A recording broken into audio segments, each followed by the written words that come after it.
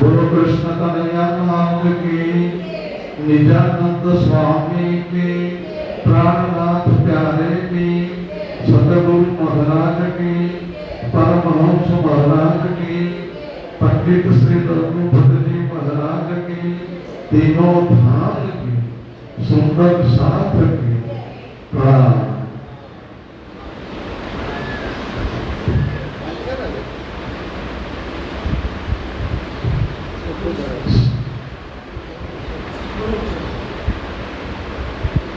Hello, हाँ, आज कथा दिवस त्रीजो है। आज श्री देवचंद्र जी जीवन विषय આપણે સમજવાનું છે।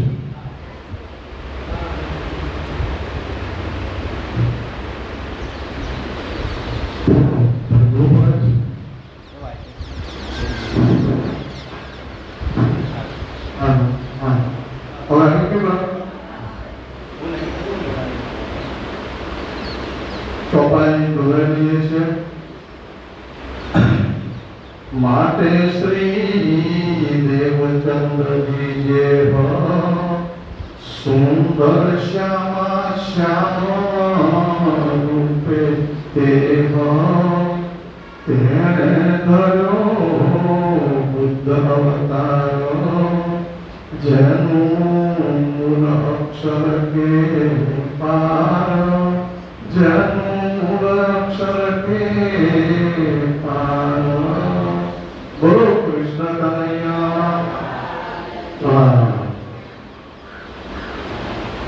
गई काले धनी श्री देवचंद्र जी प्रागट्य जोયું અને એમાં ખાસ વિશેષ બાબતો જોઈ કે ધની શ્રી દેવચંદ્રજીનું જે પ્રાગટ્ય છે એ માત્ર સામાન્ય વ્યક્તિ નથી, એ श्यामा सुंदरबाई होता श्यामाजी जोश राज्य महाराजનો આદેશ લઈને અર્થાત પરમધામની તમામ નીંદ સાથે તો આ એક વિષયનું અગત્યનું છે। એની સાથે સાથે ગઈકાલની કથાનું થોડું પુનરાવર્તન કરી લઈએ। ગઈકાલે રાજ્ય મહારાજ અક્ષરાતીત आनंद स्वरूप अखंड था, अक्षर भगवान अखंड ते પછી અક્ષર બ્રહ્માંડ એક શાશ્વત આ ત્રણ બાબતો જોઈ, ખેલ ઉત્પન્ન થવાનું કારણ પણ જોયું અને એમાં આપણે સૌ ખેલ જોવા માટે પહેલા પ્રજમાં આવ્યા, પછી નાશમાં આવ્યા અને પછી પાછા અત્યારે ચાકરીના બ્રહ્માંડમાં આવેલા છીએ। આટલા વિષય થાય। થોડા પ્રશ્નો પૂછવા છે પણ થોડું પુનરાવર્તનમાં ઉમેરીએ। થોડું થોડું ઉમેરતા જઈશું, અઘરું ન પડે. જો આપણે કેવું કહ્યું, કદાચથી મહારાજે પહેલા નિર્ણય કર્યો, મારે એમને પ્રેમ બતાવવો છે, આનંદ આપવો છે, મારું સામર્થ્ય બતાવવું છે, આનંદ આપવો છે, આ બધી વાત કરે. તો શાસ્ત્રોની અંદર 2-3 શબ્દો આવે છે.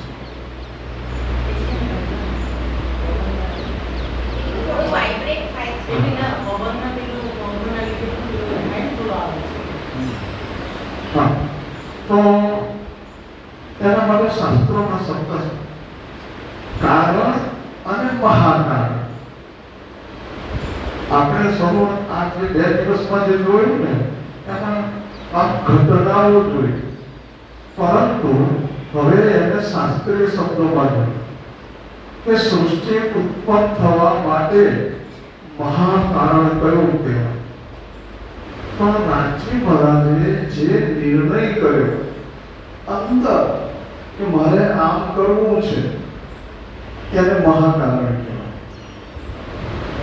સખીઓના મનમાં જે ઈચ્છા થઈ ખેલ જોવાની, અક્ષર ભગવાનના મનમાં જે ઈચ્છા થઈ અંતરંગ લીલા જોવાની એને કારણ કહેવાય. આ એક વ્યાખ્યા પરમધામની છે. હવે અક્ષર ભગવાનને લગતી વાત, અક્ષર ભગવાનના મનમાં ખેલ જોવાની ઈચ્છા થઈ અને મોહ અવસ્થામાં સંસાર રચવાનું રાજી મહારાજ દ્વારા પ્રેરિત થયું એ મહાકારણ. પણ અક્ષર ભગવાને જે જગતની રચના કરી, જેમાં હિરણ્ય ગર્ભ શબ્દ વાપર્યો, પછી મહાવિષ્ણુ થયા, એ મહાવિષ્ણુ વાળી જે વાત, ઉત્પત્તિ વાળી વાત જે થઈ એ કારણ કહેવાય. આ જગત ઉત્પત્તિનું મહાકારણ અને કારણ. અક્ષરના મનમાં ઈચ્છા થઈ એ મહાકારણ અને સૃષ્ટિનું ઉત્પન્ન થવું એ કારણ. નારાયણજીનું કારણ મહાકારણ જોઈ લઈએ. નારાયણજીના મનમાં થયું કે હું એકલો છું, ચારે બાજુ જલ જલ ને જલ છે, તો એમાં હું એક છું ને અનેક થાવ, ત્યારે એનું મહાકારણ થયું. અને સૃષ્ટિની રચના થઈ જેને ક્ષર જગત કહેવામાં આવે છે, અને એ નારાયણજીની ઈચ્છાના પરિણામે પ્રત્યક્ષીકરણ થયું, એનું નામ કારણ. ઠીક છે, આમાં તો વિવિધ મતો બહુ મળશે, પણ આ શબ્દ કારણ મહાકારણ આપવો જોઈએ એટલે આપે. આ એક વિષય મૂકવાનો તો સાથે સાથે એકાદ પ્રશ્ન પૂછી લઈશું. હા કે ના?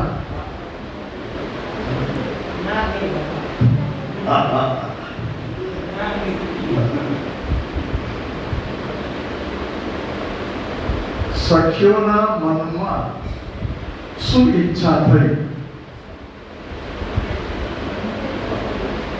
સહેલો પ્રશ્ન પૂછું તો જરા રસ પડે.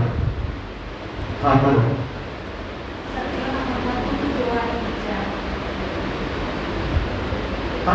બે માર્ક માંથી અડધો માર્ક મળે. બીજું કઈ દેશે? હા બોલો. એ તો કયું?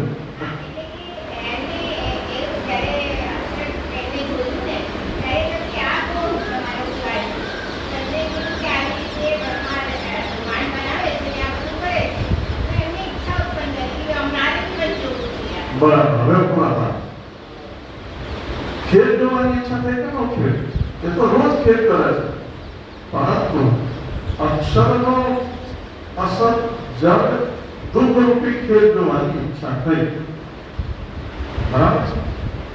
તો અક્ષર ભગવાનને કઈ ઈચ્છા થઈ? જો હવે હાથ મૂકો તમારો. હા બોલો. હા, હવે બીજા કોઈ હાથ તો ઊંચો કરો. આવું ના થાય. બોલો બીજા.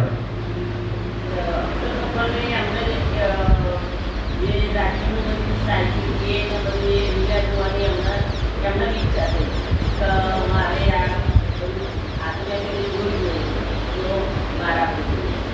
બરાબર છે. એટલે અક્ષર ભગવાન રાજજી મહારાજ અને સખીઓને જોયા અને સખીઓને જોયા મારે આ આનંદની લીલા જોવી છે. બરાબર.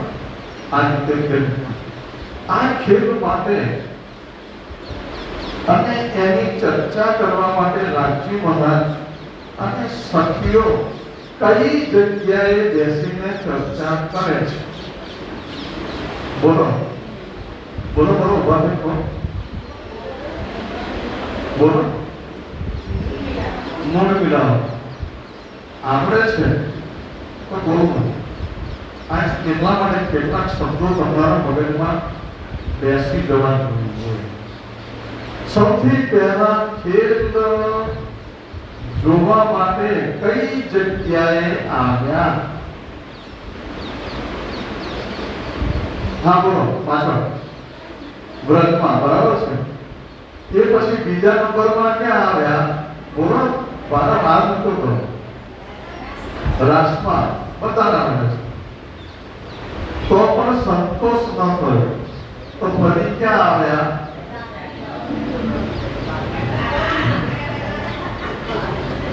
હા બોલો. જાગણીના બ્રહ્માંડ આપતી વખત તમારા જોડે જ કરાવે. જાગણી, હા હવે એક વિશેષ બાબત બને છે. ત્રણ ખેલ બતાય, 2 વાર આપવાનું છે. જો ધ્યાન આપવાનું કેટલી વાર થાય? પરધામની 2 વાર, વ્રત અને રાસ 1, જાગણી 2. ખેલ કેટલા થયા? 3. વ્રત, રાસ, જાગણી. હવે રાજજી મહારાજ ખેલ બતાવવાનું નક્કી કર્યા પછી રાજજી મહારાજ આવે છે તો પહેલા આવે છે પછી આવે છે?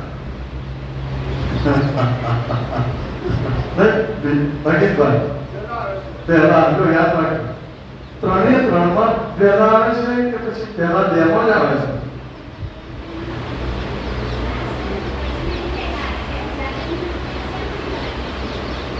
અને જાગણીમાં પણ પહેલા આવે. યાદ રાખજો, દેવચંદ્રજીનું પ્રાગટ્ય થયું એટલે આ બહુ પ્રશ્નો એવા છે કે ક્યારેય પણ ગુંચવાળો ન થાય એવા પ્રશ્નો પૂછાય. હવે આપણે આગળ ચાલીએ. દેવચંદ્રજીનું પ્રાગટ્ય થઈ ગયું છે પણ પ્રશ્ન ઉભો થયો ત્યારે ગઈકાલે મળવા આવેલી સ્વપ્નની અંદર કુંવરબાઈને તો એ તો કન્યા હતી, એને અવતાર લેવાનું કહ્યું પણ ખરું, પણ આ તો પુત્ર જન્મ્યો. ભલે પેલીએ કહ્યું હું પુત્ર રૂપે આવીશ, પણ આ તો પુત્ર જન્મ્યો. એટલે વિતર્કકાર પ્રશ્ન પૂછે છે આવું કેમ થયું? કોઈ જગ્યાએ શાસ્ત્રોમાં લખેલું છે કે છે? ત્યારે જવાબ આપે છે કે ભવિષ્યોત્તરમાં કીધું ભાષ બ્રહ્મા નારદનો ઇતિહાસ, તેમાં વિષ્ણુ સારોદ્ધાર, તેમાં બુદ્ધ ગીતા છે સાર. તેમાં બુદ્ધ ગીતા નામનો એક સેક્શન છે, એની અંદર આ સ્પષ્ટ લખેલું છે. શ્લોક 75 બ્રહ્મા ભાગ 75 શ્લોક આના માટે લીધેલા છે. નિજાનંદ સંપ્રદાયની કોઈ પણ વાત શાસ્ત્રોમાં નથી એવું નથી છે. આવું કેવી રીતે બને? આ તો પરમધામની વાતો છે બધી, અને આ જગતના ગ્રંથોમાં કેવી રીતે આવી? આ પ્રશ્ન થાય તો એનો ઉત્તર છે. ચોપાઈ આવે છે શ્રીમદ ભૂખ મેં વેદ કતે બને લીખે લાખો નિશાન.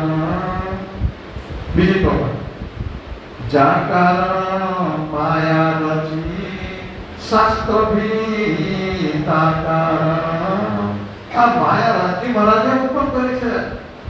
અક્ષર ભગવાન તો સ્વપ્નાવસ્થામાં તો માયા રચી ને તો બ્રહ્મ સૃષ્ટિ આવવાની છે ને એની શીશી જરૂર પડશે, એની બધી વ્યવસ્થા કરી.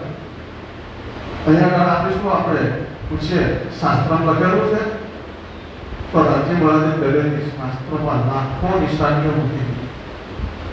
ભારતીય ભાષામાં 5 પ્રાચીનની ભાષાઓમાં પણ લખી દીધું. વેદોમાં લખ્યું, પુરાણોમાં લખ્યું, પુરાણમાં.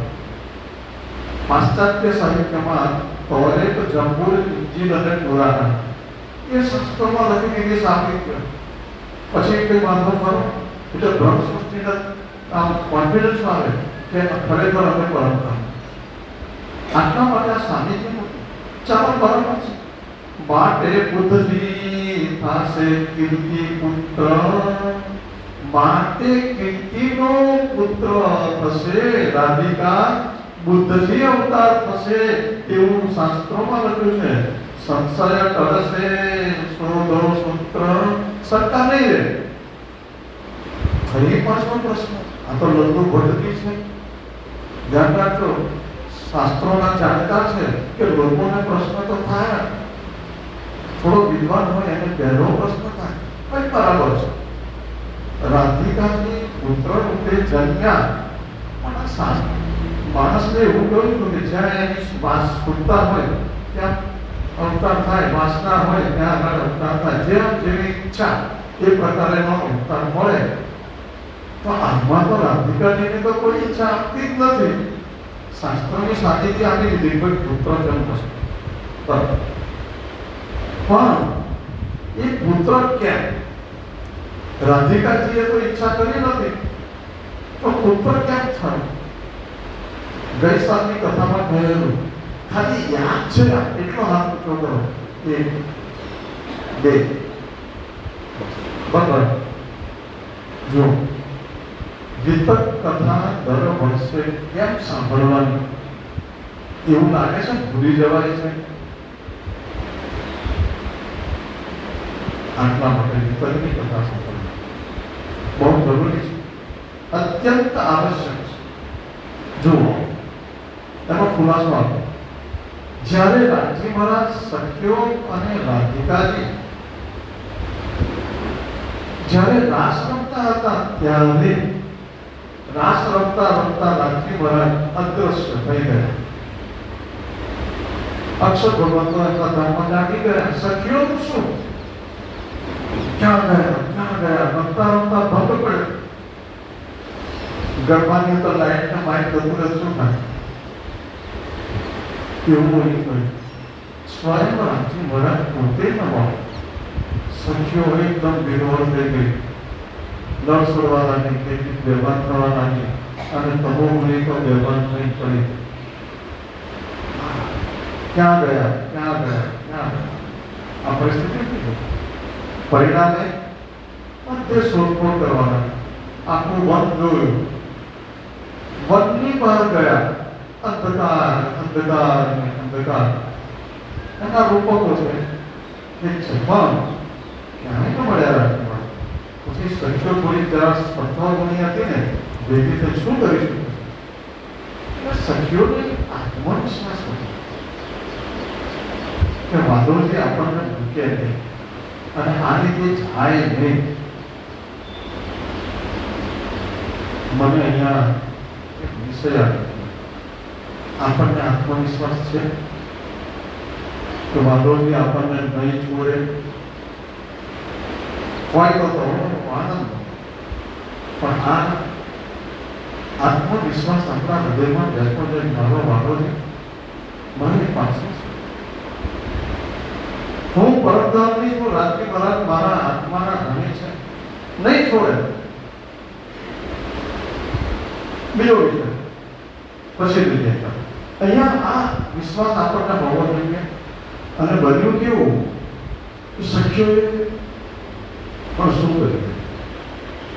એક કામ કરીએ, વ્રજ લીલા કરીએ. 11 વર્ષ 52 દિવસની. તો કોઈ નંદ રાજા બન્યા, કોઈ જશોદા બન્યા, કોઈ સખ્યો બન્યું, કોઈ રાક્ષસ બન્યું. અને રાધિકાજી કોણ બનશે? શ્યામાજી જે છે અહીંયા રાધિકાજી છે એ કૃષ્ણ બની જાય અને કૃષ્ણ બની લીલા કરાય. હા, કૃષ્ણ કોણ બનશે? તો રાધિકાજીને કહું તમે કૃષ્ણ બનો. 11 વર્ષ 52 દિવસની લીલામાં જેટલું પણ આવતું બધું કહ્યું, કૃષ્ણ ના આવ્યા. હવે કૃષ્ણને રાસ બહુ બ્રહ્મ સૃષ્ટિના લક્ષણમાં આવ્યા, બહુ પ્રિય. તો ચાલો રાસ રમીએ. અને રાધિકાજી કૃષ્ણ બનીને બંસરી વગાડી અને બધી સખીઓ જાણે કૃષ્ણ જ આવ્યા હોય એમ રાસ રમવાનું જ્યાં શરૂ કરે છે ત્યાં રાધિકાજીની અંદરથી કૃષ્ણજી પ્રગટ થાય છે. બોલો કૃષ્ણ કનૈયા.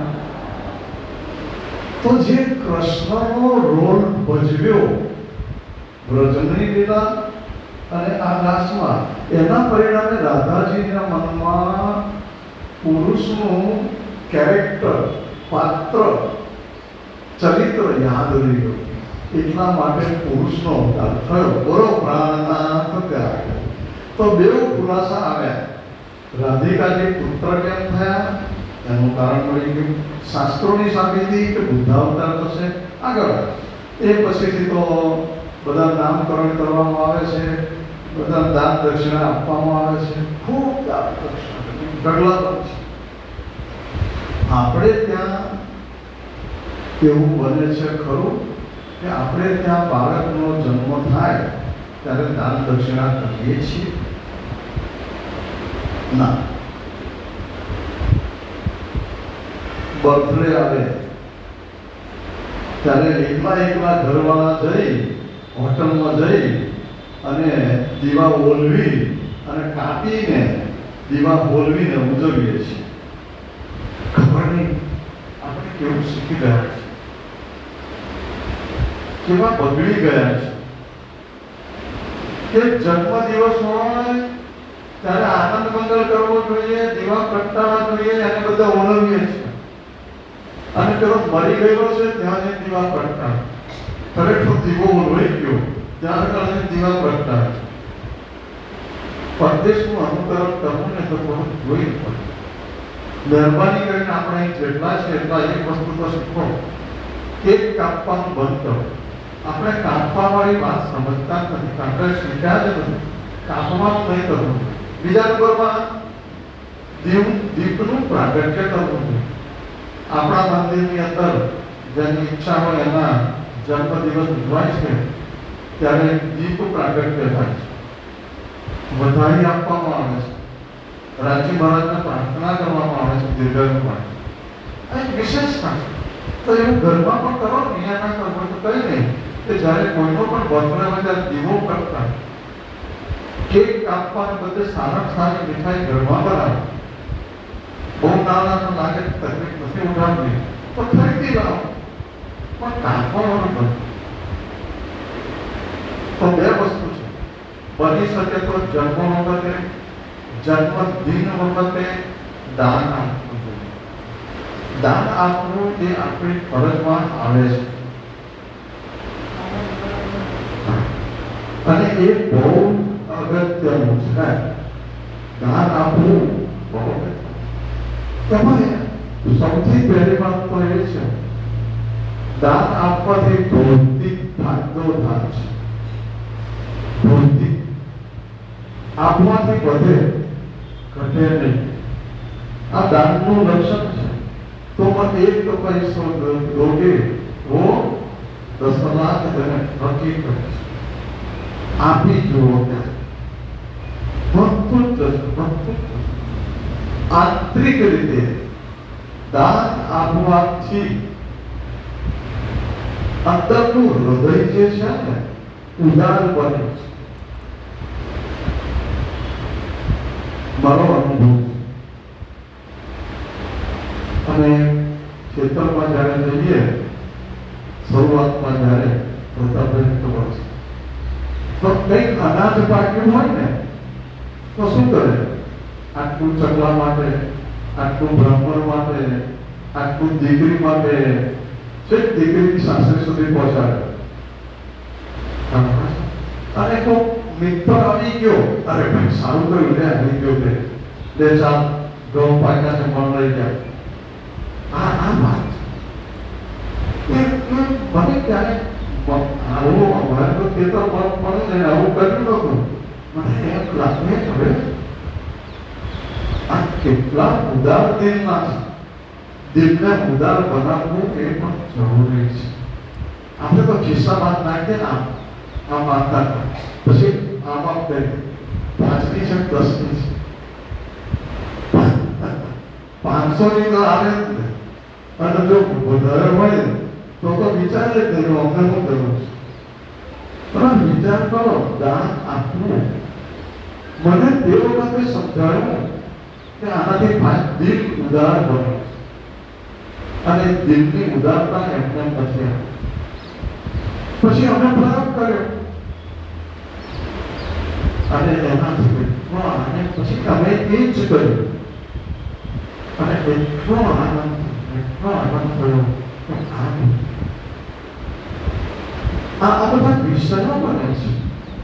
અહીંયા મતો મહેતા ખૂબ દાન કરે છે અને એ રીતે દીકરાનો જન્મદિવસ ઉજવે છે. જ્યારે દેવચંદ્રજીની 5 વર્ષની ઉંમર થાય છે ત્યારે તેમને સ્કૂલમાં એટલે બ્રાહ્મણને ત્યાં ભણવા માટે મોકલે છે અને 7 વર્ષની અંદર બધી જ વિદ્યાઓ ભણી લે છે.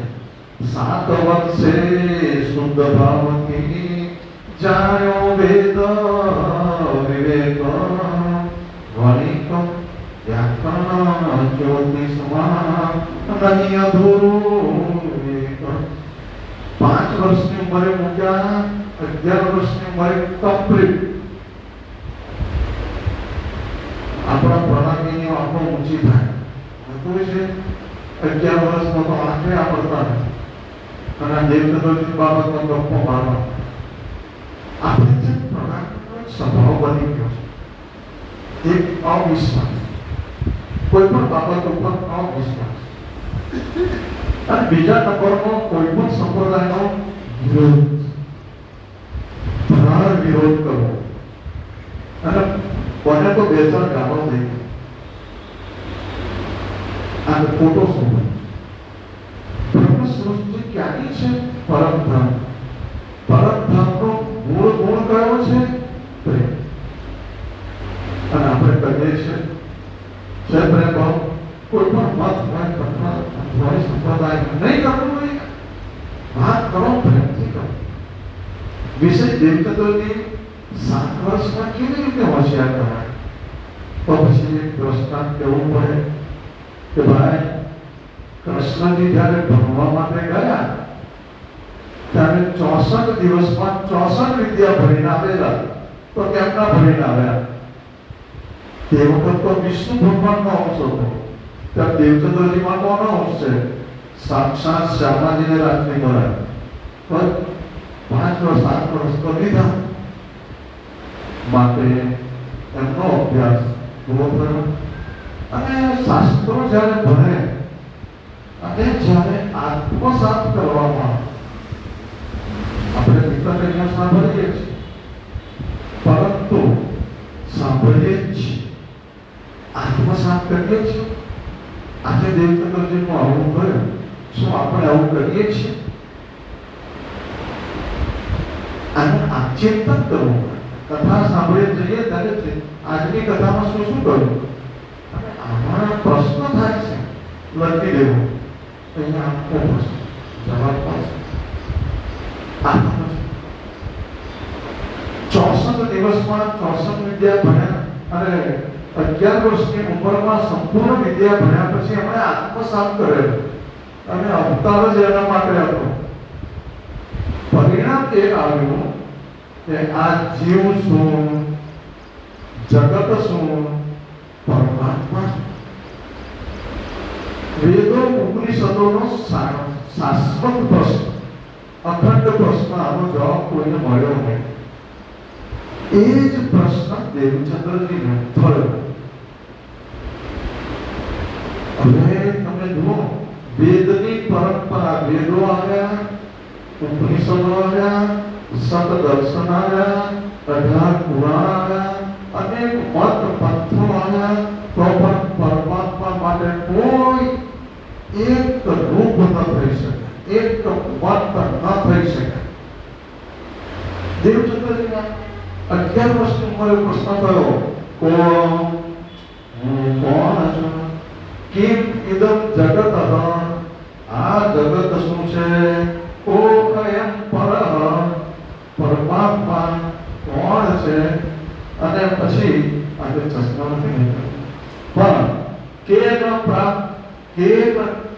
કર્મેણ પ્રાપ્તવ્ય, કેવા કાર્યો કરવાથી એ મળે. જો પ્રશ્નો તો આપણને લાગુ પડે, કેટલા સરસ પ્રશ્નો. એટલે અને એ દરમિયાનમાં 7-8 વર્ષની ઉંમરે આ તો ભણતા હતા, પણ એ દરમિયાનમાં વચ્ચે એમના પિતાની સાથે ભુજનગર ગયેલા. રાજસ્થાનમાં આવ્યું ઉમરકોટ, આખું રણ ક્રોસ કરો પછી ભુજનગર આવે એટલું. ત્યાં આગળ એમના એક ગુરુ હતા હરિદાસજી. એ રાધા વલ્લભી સંપ્રદાયના હતા. કૃષ્ણની ભક્તિ ખૂબ પ્રેમથી કરતા. અને જ્યારે મતુ મેલા ત્યાં જાય ત્યારે સત્સંગ થતા. અને ભુજનગર તે વખતે ખૂબ મોટું અને ભક્ત સંપ્રદાયો. હવે દેવચંદ્રજીએ તો પહેલી વાર શહેર જોયું.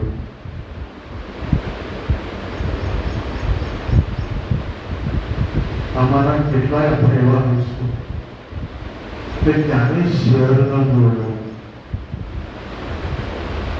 ક્યારેય ટ્રેનમાં ન બેઠા. કેવા છે એવા હતા. ટ્રેનમાં બેઠા ગયા, પહેલી વાર ટ્રેનમાં બેઠા 70-75 વર્ષની ઉંમરે. નવાઈ લાગી સવાર હું. હવે આપણને અમેરિકામાં બેસા ને સોમાનના મકાનમાં લીફ્ટમાં ચડાવે. આપણે અહીંયા દેવચંદ્રજી ભુજનગરમાં આવેલા મકાનો શહેરો, પણ એમનો વિષય ક્યાં હતો? ધર્મ. અને એ જોયા કે ખૂબ મંદિરો, ખૂબ મત પંથ સંપ્રદાયો ધજા પતાકાઓ પ્રત્યે નાની ઉંમરમાં તો જોયું પણ ગમી ગયું. પાછા આવે. હવે 11 વર્ષની ઉંમરે પ્રશ્નો થવા લાગ્યા. એટલે એમના ઉમરકોટમાં થોડી તપાસ. કોઈ સગુણ કે કોઈ નિર્ગુણ કે કોઈ સાકાર કે કોઈ નિરાકાર કે કોઈ કે બ્રહ્મ પરમાત્મા સર્વત્ર વ્યાપક છે. અખિલ બ્રહ્માંડમાં એ બધે પરમાત્મા એ પરમાત્મા વ્યાપક. દેવચંદ્રજીને ખબર નથી પડતી. દરેક જુદું કે છે. પરિણામ કે ભુજ જવામાં આવે તો ખબર પડે. બહુ મોટા મંદિર છે, બહુ મોટા આશ્રમો છે. આશ્રમો એટલે મઠ છે. હવે પેલા તો પપ્પા મમ્મીને કે માતા પિતાને કહો કે આપણે ભુજ જઈએ. કેમ ભાઈ? આવું બધું મારે જાણવું છે. તો માતા પિતા શું વિચારે? કોઈ આ એકનો એક અમારો કયો છે, બાબો થઈ ગયો તો શું થશે? એટલે ઘરમાં થતું. પછી વિચાર કર્યો મારે જવું છે તો શું? ઉમરકોટમાં તપાસ કરે, ભુજ જવાનું છે. તપાસ તો કે એટલામાં ખબર પડી કે રાજા ત્યાંના જે છે, ત્યાંના રાજાનું નામ મહાપ્રસંગ હતું. એ રાજાના છોકરાનું લગ્ન કચ્છ પ્રદેશમાં હતું અને એની જાન જવાની હતી. તો એનો જે દિવાન છે, જેને કહેવાય પ્રાઇમ મિનિસ્ટર, તો એ જાન લઈને જવાના. ખાડું લઈ જવાનું. ખાડું સંભળાય છે પર ખાડું એટલે તલવાર લઈ જવાના હતા જાનની રૂપે. એ જમાનામાં રાજા લોકો લગ્ન કરવા માટે જાન લઈના હતા. તો રાયે જે છોકરો હોય એની તલવાર મોકલવામાં આવે અને પછી પેલી જાન જાય અને પેલી કન્યા હોય તો એ તલવાર સાથે ફેરા ફરે અને એ લગ્ન થાય એ ખાડાની સાથે પેલી કન્યા પોતાના ખોળામાં તલવાર લઈ મૂકી અને આવે. આ રીતે લગ્ન થાય. તો આ રાજાના છોકરાનું લગ્ન ખાડું લઈને મંત્રી ભગવાનદાસ જવાના દેવચંદ્રજીને ખબર પડી. 11 વર્ષની ઉંમર, વિક્રમ સંવત 1649 સાલ. એ તો મળ્યા ભગવાનદાસ. તમારી જાન જાય છે, તમારે જોડે આવવું છે, હું આવું ભાઈ, મારે હું તો વાંધો પણ તારી જોડે છે શું? પૂછપરછ લાગી થઈ છે. આપણે ખૂબ અમારી જોડે ભાઈનો 200 ઘોડા છે, અસંખ્ય ઊંટ છે, 200 ઘોડા 10 ઊંટ છે, એક રથ અસવાર એક રથ છે. તું તારી જોડે છું કે મારી જોડે કઈ નહીં. પછી સ્વાત્માનો બેર સુઈ જાય. ના ભાઈ, આ તો રણ પ્રદેશ છે, અંતરથી ચલાશે નહીં. તો દેવચંદ્રજી કહે છે, નિરાશ ઘેર પાછા વિતરકાળ બને છે. પછી ત્યાંથી પરબર્યા કયા ગુણાતીત દેવચંદ્રજી માટે એક શબ્દ છે, ગુણાતીત. ગુણથી પર વિચાર કરો એટલે સારું નહીં, ખોટું નહીં, સત્વ નહીં, કશું જવું છે નથી. આપણે ઘણી બધી બાબતોમાં મનોબળ મજબૂત કરીએ છીએ. ભાઈ સંભળાય છે બરાબર? ઘણી બાબતોમાં આપણું મનોબળ બનવું. પેલા એ મારું આમ કહ્યું, ખબર પાડી દઈશ. રાત્રે ઊંઘ ના આવે, દાદરે ઊંઘ ના આવે. ઈર્ષા કરવામાં, દ્વેષમાં, અહંકારમાં બરોબર મનોબળ બનવું. એને ગુણાતીત ના કહેવાય, અવગુણાતીત. આવા અવગુણો પોષીએ છીએ ત્યારે સારો નિર્ણય કરીએ છીએ. સવારમાં સેવા પૂજા કર્યા વગર પાણી નહીં પીવું, ચા નહીં પીવું, ખાવું નહીં. અથવા તો સવારમાં મેરસાગરનો પાન કર્યા વગર પાણી પણ નહીં પીવું. અથવા તો મહાપ્રસાદ લીધા વગર કશું નહીં કરવું. પાછો પ્રશ્ન થશે કે મહાપ્રસાદ ચાલો ઠીક. તો આ રીતે દેવચંદ્રજી ઘેર જાય છે અને પછી તૈયારી કરવાની. આજનો છોકરો અને દેવચંદ્રજીના સમયનો હોય તો કેવો ફરક. ઘર છોડવાનું શું તૈયારી કરી કે છે? પથ્થે પરવા કાજ જોઈ તું સર્વે લીધું, લોટો દોરી દંડ તેવડી થાળી સાથે તવો ચમચો તલવાર નેહથી લીધા તે ધોતી સાથે તાંબરી 100 રૂપિયા પડી રોક. હવે એ ઘર કેટલું પૈસાદાર હશે વિચાર કરો. 400 વર્ષ પહેલાનો જમાનો એનો ગુણાકાર. અમે નાના હતા ત્યારે સોનાનો ભાવ 92 રૂપિયા તોલો મેં સાંભળ્યો, 92. અત્યારે કેટલો ભાવ?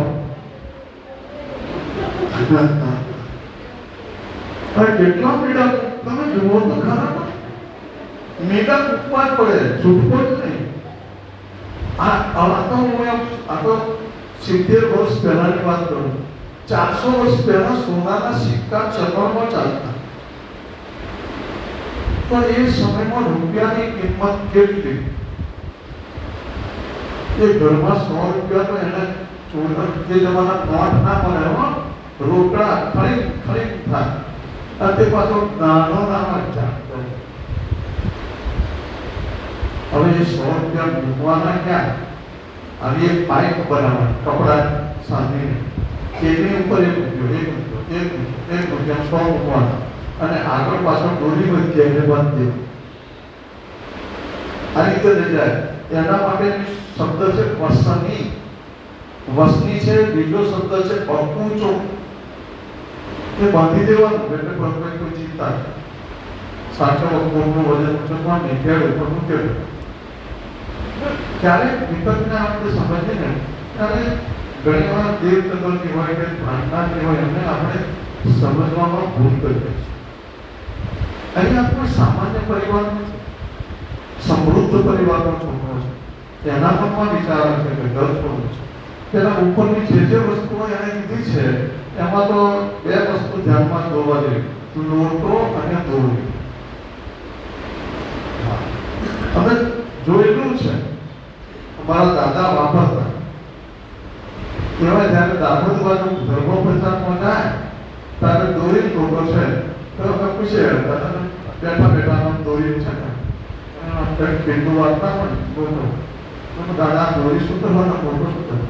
તાકે ભાઈ બહાર જઈએ ને પાણી ના પડે તો બોટલમાં વાત હતી ને એટલે કે આ લોટાએ દોરી બાંધી કુવામાં લોટો નાખવાનો, પાણી કાઢવાનું, પીવું.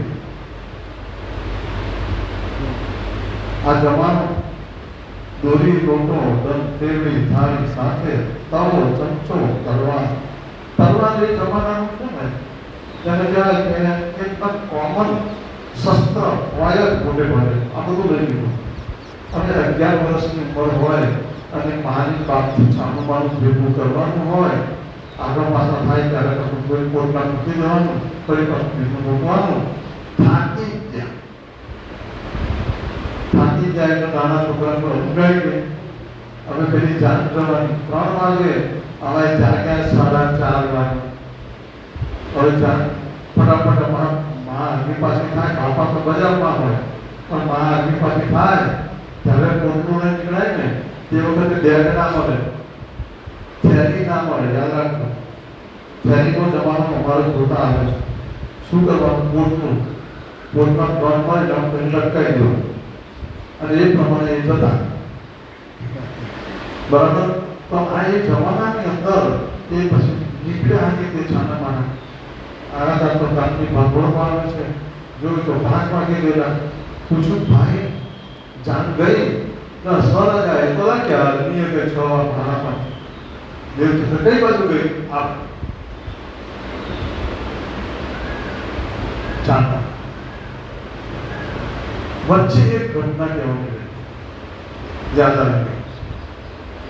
એમાં એક વાર એમ બન્યું, મંદિરોમાં જાય સંતોને કીધું ભગવાન ત્યાં તે વહેલા ઉઠવાની, ગામની ભાગોળે જાય, તળાવ નહીં લે અને ત્યાં ગામની ભાગોળમાં 2-4 દેવી દેવતાઓની દેવીઓ છે પગે લાગવા જાય, પગે લાગ્યા અને પાછા આવે. એક દિવસ છે મોડું થયું, નહીં થઈ નીકળ્યા પેલા દેવી દેવતા પગે લાગ્યા તો પેલી મૂર્તિઓ સામે પગે લાગે. દેવદત્તની અંદર કાશું કોઈ ભૂતો નથી ને, ફરી પગે લાગ્યા, ફરી પેલા મૂર્તિઓ પગે લાગે. શું વિચાર કર્યો કે હું જેને પગે લાગું છું એ તો મને પગે લાગે છે, તો એ દેવ શાના? જો એટલે આ ધ્રુવ ત્યાગ કહેવાની આ ઘટના છે. દેવચંદ્રજી રણમાં જાય છે અને ચાલતા ચાલતા ચાલતા બાળકની કેપેસિટી કેટલી? તલવાર હોય કશું નહીં તો 2-3 કિલોની તો હોય અને પાછું પોટલું હોય, એમાં અનાજ ભરેલું હોય, ખાવાનું બનાવવા માટે વેદન ને હાથ ને બધું હોય. કશું નહીં તો રોટમાં દળવામાં જે કંઈ હોય તે પણ વજન તો ખરું. અને રણ પ્રદેશ, હવે રણ પ્રદેશની એક કલ્પના આપણી એવી છે, રણ એટલે રેતી હોય એવું નહીં. રણ એટલે કે વર્ષમાં 1 ઇંચ કરતા પણ વરસાદ ઓછો પડતો હોય એવી જગ્યા. એટલે ત્યાંની જે જમીન હોય ને એ બધું દળ થઈ ગયું. દળ તો ખબર પડે ને, માટી ના હોય, એકદમ લોટ જેવો માટી થઈ ગયો, દળ કહેવાય. એવો દળ પગ મૂકો તો આખો અંદર જતો. રેતીમાં પણ એ જ થાય, આમાં પણ એ જ થાય. હવે દર્શન ચાલવા અડધો કલાક, પોણો કલાક, સંધ્યાકાળ થઈ ગયો અને બીજી બાજુ ચલાય નહીં, વટના મારે નીકળ્યા પણ માપી ગયા. પોટલું આ બાજુ લગાવેલું, બીજે ખભે લટકાવે, તલવાર હાથમાંથી હાથમાં પકડે, પગ ચાલે નહીં, પગમાં દુખાવો ઉપડ્યો, બીજી બાજુ અંધારું થઈ ગયું અને શિયાળવાનો અવાજ આવવા લાગ્યો, ઝરકનો અવાજ રાખવા લાગ્યો. કારણ શું કે રણ પ્રદેશની અંદર એવા પ્રાણીઓ હોય કે જે એકલ દોકલ જતો માણસ હોય કાંકરેમાં કઈ. બીજા નંબરમાં આવા પ્રદેશની અંદર લૂંટારોની ટોળી હોય. દિવસે જોઈ રાખે કે કેટલા માણસ નીકળ્યા છે, રાત્રે ધાબળી પાડી દેવચંદ્ર જે વાતો સાંભળેલી હશે બીક લાગવામાં આવી, અને જ્યારે બીક લાગે ને ત્યારે મગજ છે ને કામ કરતું ઉલટું થઈ જાય, બંધ ના થાય, ઉલટું થાય. ચોર આવશે તો, હિંસક પ્રાણી આવશે તો, અરે મને પગમાં દુખે છે, હવે હું કઈ દઈશ. આ દેવચંદ્રજીની લીલા જે છે સમજવા જેવી છે. સાક્ષાત શ્યામાજીનો અવતાર છે, રાજ્ય મહારાજ બિરાજમાન છે, સુંદરરાયનો અવતાર છે. તો આટલું બધું દુઃખ શું કરવા બેઠું? એમણે તો તરત જ કહી દેવું જોઈએ, આનંદ સંપ્રદાય એ જે દુઃખ બેઠું છે કોના માટે બેઠું છે? આપણા માટે. આપણને દુઃખ વેઠીને પૂર્ણ બ્રહ્મ પરમાત્માનું જ્ઞાન આપવા માટે મહાન અવતાર લે છે, મહાન વ્યક્તિઓ અવતાર લે છે. અને એ અવતાર લીધા પછી સમાજની અંદર દુનિયાની રીતિ પ્રમાણે વર્તે છે. દુનિયાનો રિવાજ, કારણ કે દુનિયાના નિયમો ઘડનારા ઉપરવાળા છે, અને એ નિયમો ઘડે, એ નિયમો ન પાડે તો. રામચંદ્ર ભગવાનને સીતાજીને લાવવા હતો વાર લાગવાની,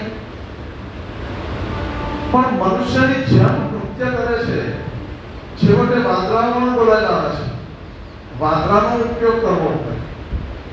આ જો કેવી લીલાઓ હોય છે, તો આવી લીલા કેમ કરવાની જરૂર પડે છે?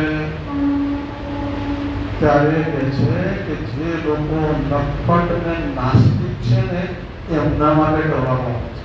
કેમ? એ લોકો માટે કેમ? કારણ કે એ લોકોને સારી બાજુ મળે જ નહીં. હા, આ તો કે રામ કહેવાતા નથી. સીતાજી ઉપાડી ગયો રાવણ, ત્યારે એકદમ રામ એટલા બધા દુઃખી થઈ ગયા, જંગલમાં ભટકવા માંડ્યા અને રડવા લાગ્યા. રડતા જાય, સીતાને યાદ કરતા જાય, અને એવા ઝાડના પાંદડા જોઈએ તો એને પૂછે, મારી સીતાને જોઈ અહીંથી ગઈ છે? મોરને જોઈએ, હા તું કળા કરે છે ને, પણ મારી સીતાને તો નૃત્ય કરતા સરસ લાગે. તે જોયું છે તને સીતાની ઈર્ષા આવતી હતી? બોલ, બતાવ ક્યાં છે સીતા? તમે કહો કે આવું બધું નવું કઈથી લાગે? વાલ્મીકી રામાયણમાં લખેલું. વિચાર કરો, હવે ભગવાનને કઈ રડવાનું કારણ કરો? એમને તો ખબર જ છે કે હું લીલા કરું છું રાવણનો ઉદ્ધાર કરવા માટે, મારવા માટે નહીં, ઉદ્ધાર કરવા માટે. આ વિષય છે. તો પેલા પણ દુષ્ટ લોકો શું સમજે? રામ તો આવા જ, એટલે ના માનવા હોય તો વધારે ના માને. ધ્યાન રાખજો, દુષ્ટ અને પાપી લોકો ન માને, જ્યારે જે સજ્જન લોકો છે એ વિચાર કરે કે આ તો લીલા કરે. તો દેવચંદ્રજી આ લીલા કરે છે, માનવ સહજ લીલા, દુઃખી થાય છે. અને તે વખતે હે કરતા, હે કરતા, હે ધણી, હે માલિક એમ પ્રાર્થના કરે છે. એ જ સમયે અંધકારની અંદર ઘોડેસવાર જુએ છે. કે છે અહીંયા બધા બહુ દ્રષ્ટાંતો આપેલા છે, અને એમાં તે વખતે એક ઘોડેસવાર આવતો કહેવાય છે. અને લાલદાસ, સ્વામી શ્રી લાલદાસજી મહારાજ કહે છે, એક સરસ વર્ણન કર્યું, ફાઇન ચોપાઈ છે લાલદાસજી મહારાજ. यह भेष सिपाही का कमर कटानी तलवार मुंह दाढ़ी हाथ बरछी ऐसा भेष जावनहार. जबरदस्त. और रात्रे आવો મોટો લલ્લુજી ભટ્ટ કે શું કે છે કે ત્યાં દીઠો અશ્વય આદમી ઘોડો જોયો, તેની પર બેઠેલો માણસ જોયો. આ ચોર મુજને મારશે, કહે લાલ લાલ એમ સુરતા લાગી.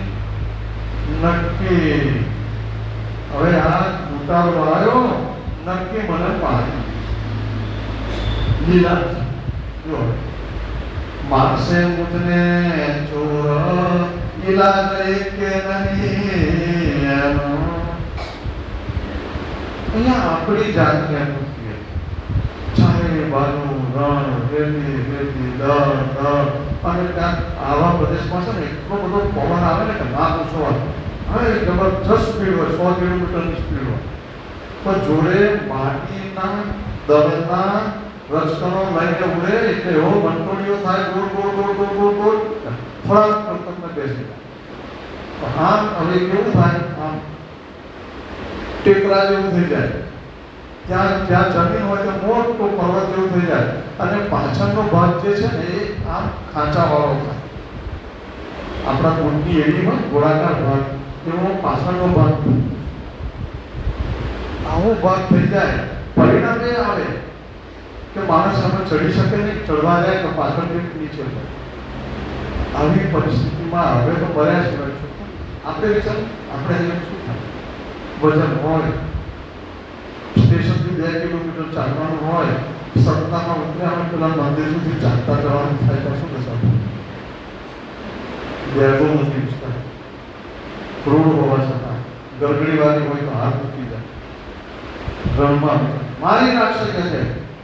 એટલે એટલામાં પેલો ઘોડેસવાર આવી ગયો અને થર થર થર થર કાયા ભજવા લાગી છે અને પછી પોતાની પૂછો મોટની ગાડી જોઈ તો બધે બીક લાગી, માર્યા આવે. એ છોકરા ક્યાં જવું છે? મિલિટરી વાળો હોય તો એવી રીતે બોલે કે થોડો આપીને બોલે છે.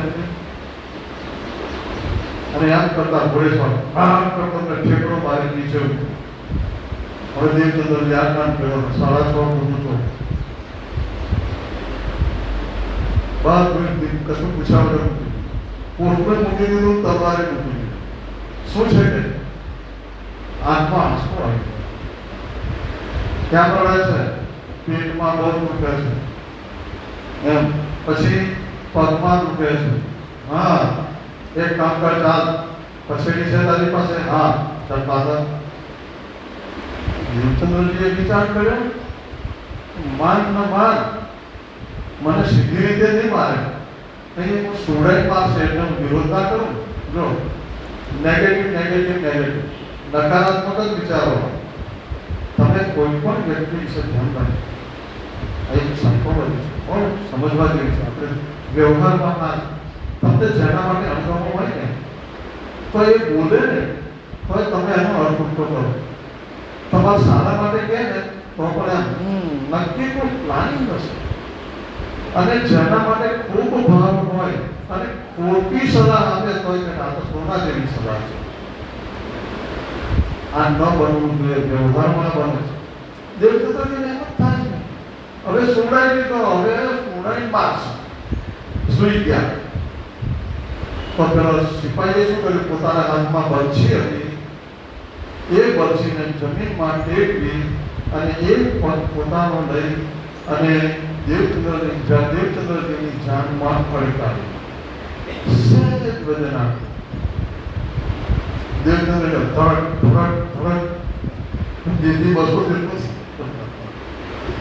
હા ધડક ધડક થાય. પછી પેલા એક પાસમાં કેવું લાગ્યું, પગ આ તો સારું લાગ્યું કે હવે આ બાજુ દુખે છે, છોકરા છે આ બાજુ પણ બહુ સરસ થઈ તમે મોટા. પછી વિચાર કર્યો, અને મને માર્યો તો નહીં અને સાચો કર્યો, હવે શું થશે કે છે. એટલે દેવચંદ્રજી મને સાચો કર્યો એને ઘેર લઈ જઈશ, ઘેર લઈ જઈ મને નોકર તરીકે રાખશે. હું તો પરમાત્મા શોધવા નીકળ્યો કે છે અહીંયા ચાદ થયો બચાવ મુજને નહીં મારે, ચાકર કરશે ચોર રાખશે પ્રીતે પાસે. મને નોકર રાખશે, હું પરમાત્મા શોધવા વિચાર કરો શું દશા. પણ છતાંય અણી ચૂક્યા આભાર પછી ધણી ધાર્યું થશે.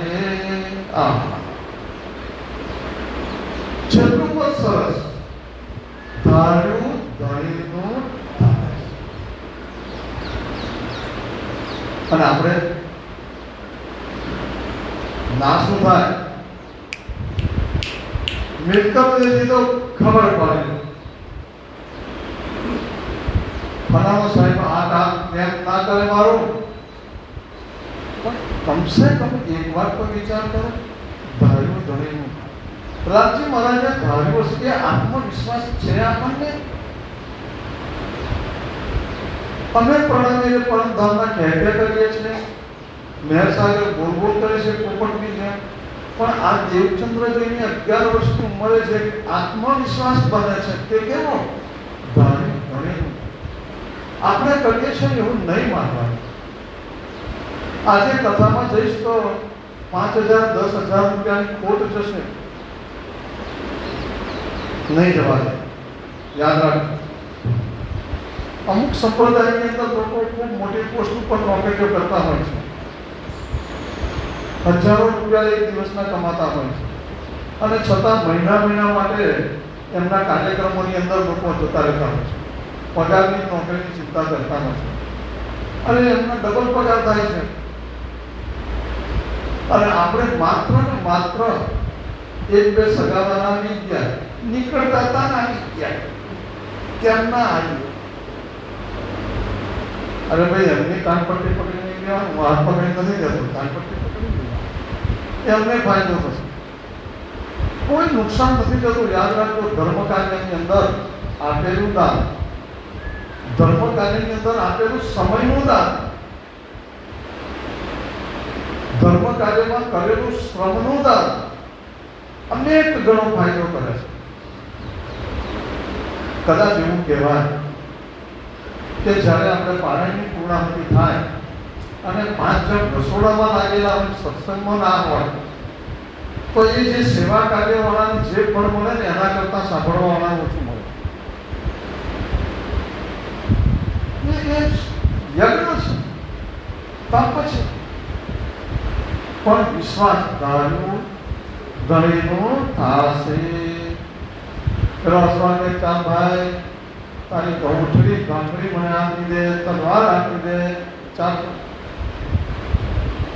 જ્યારે ધણી ઉપર વિશ્વાસ મૂકી દો ત્યારે ધણી હંમેશા તમને મદદ કરે, અને એ અહીંયા મદદ કરે છે.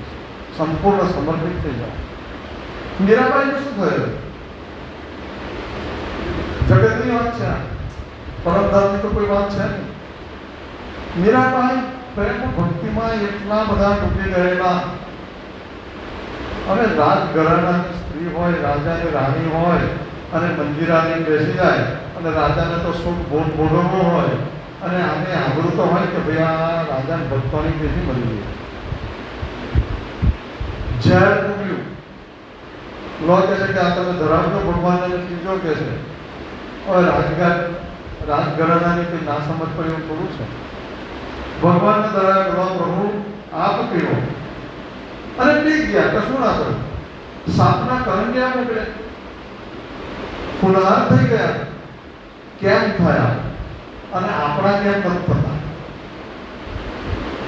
વિતક કથામાં દેવચંદ્રજીએ જે વિશ્વાસ મૂક્યો તેનું પરિણામ સારું આવશે. હમણાં જોઈશું આપણે. તો અહીંયા એક વિષય છે, વિતક કથાનું મૂળ રહસ્ય આ બધા છે કે દેવચંદ્રજીએ વિશ્વાસ મૂક્યો એવો કોક વાર તો મૂકો. બીજી વાત કે ક્યારે એવું તમે અનુભવ્યું છે ખરું કે આજે આ કામ નહોતું ધાર્યું અને થઈ ગયું? બરાબર? ત્યારે એવું વિચાર્યું કે આ રામજી મહારાજની કૃપા થઈ. અલા ખરું થઈ ગયું, પતી ગયું, જીતી ગયા કોર્ટમાં. અલા પણ કેમ ના જીત્યા? એ તે વખતે રાજજીનો આભાર માનો અને શ્રદ્ધા ભાવ વધારવા એ બનતું નથી. પણ જ્યારે દુઃખ થાય ત્યારે આ વાક્ય 5-10 વાર આવશે. હું જ બન્યો, મારા ઉપર હતું, હું આટલું ધર્મ કરું, અમને દુઃખ, સેવા પૂજા કરીએ તોય આવું. ત્યારે વિચારવાનું, રાજજી મહારાજ જે કરે છે તે સારા. સમય વિરામનો થયો છે, 5 મિનિટનો વિરામ, 5 જ મિનિટનો, અને પછી ફરી પાછા મળીશું. ઘણા